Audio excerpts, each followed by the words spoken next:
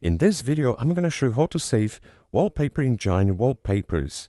It is very quickly and very easy, okay? First of all, I will point out that this process works on any version of Wallpaper Engine, okay? So what you need to do is open Wallpaper Engine and come on the second or on the third option right here, okay, at the top left corner.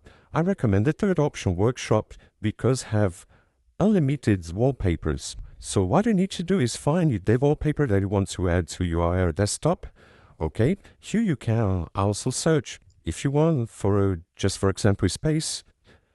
Enter and you will find several space wallpapers.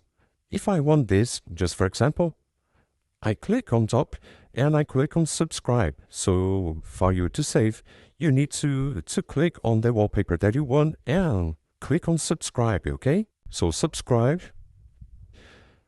Wallpaper Engine will download, and after that you come to Install, and here are your wallpaper, your new wallpaper that you already saved. Okay, here you can also change the settings of the wallpaper.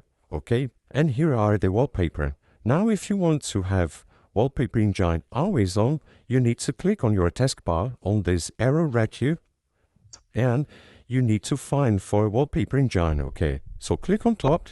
Here you will see several options. You need to click on Settings. Then you will open this page. Click on the second option, General, okay? And you need to activate this option, start with in Windows. So turn on this option and click on Set High Priority. Then click on OK, and now you will have Wallpaper Engine always on, okay? If you want to change your wallpaper, just click on another wallpaper or subscribe to another wallpaper. I hope I helped you how to save Wallpaper Engine Wallpapers.